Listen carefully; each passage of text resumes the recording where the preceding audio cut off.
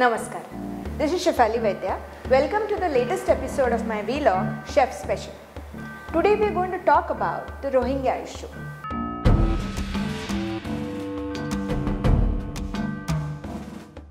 Right now, there's a lot of debate going on in Indian media about the Rohingyas who are in India.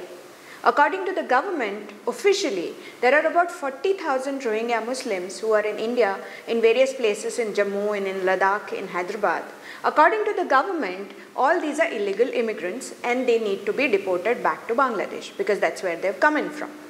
But some bleeding heart liberals and human rights lawyers and the usual hate India forces have said that no, the Rohingyas need to stay back in India.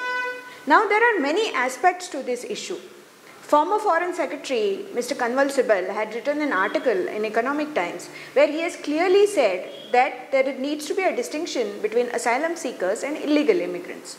The Rohingyas who are in India are illegal immigrants because they have come from Bangladesh. They have not come directly from Burma or Myanmar. Secondly, they don't have refugee cards nor have they officially sought asylum in India. They are simply illegal immigrants who are being made to settle down in India. Now there are several other questions that we must ask. How come these 40,000 people cross the entire breadth of India all the way and they reach Jammu? Why are they being settled down in areas of Jammu and Kashmir which have either the Hindu majority or the Buddhist majority? Is this a ploy to change the demography of Jammu and Kashmir? Intelligence reports say that some of these people have links with the ISI and the Al-Qaeda and there are efforts going on to radicalize Rohingyas. In fact, people have said that some Rohingyas have been working as porters with the Kashmiri terrorists. Is this a security risk that we are willing to take?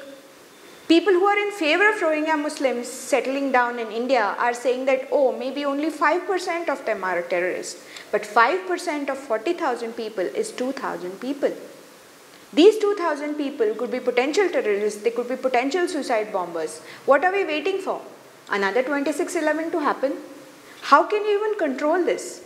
Secondly, last week, mass graves have been found in Myanmar where Myanmar Hindus have been mercilessly killed by the Rohingya terrorists.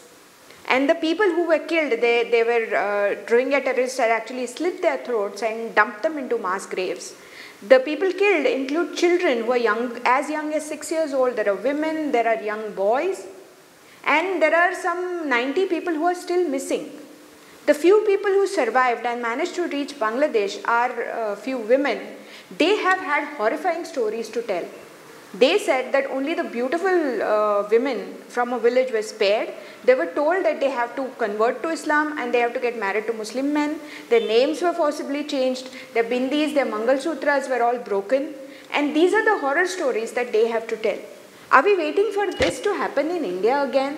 It's already happened in Kashmir Valley once. Are we waiting for it to happen in Jammu?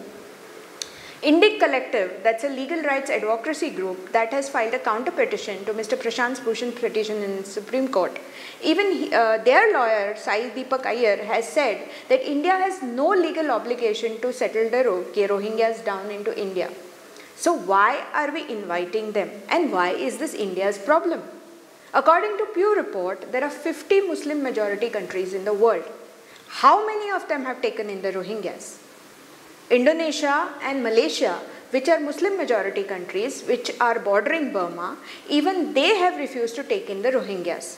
Bangladesh, which is dealing with a huge influx of the Rohingyas, is clearly saying that we are treating them only as Myanmar nationals and we want them to go back to their country. Pakistan, which was created to be the heaven for all Muslims in the world, even that is refusing to take in any Rohingyas. So why should India open its borders to a people when we already have so many problems within our own country? This is something that Indian people need to figure out, and they need to think that if these people could be a potential security threat, is it a wise thing to welcome them in India? Thank you.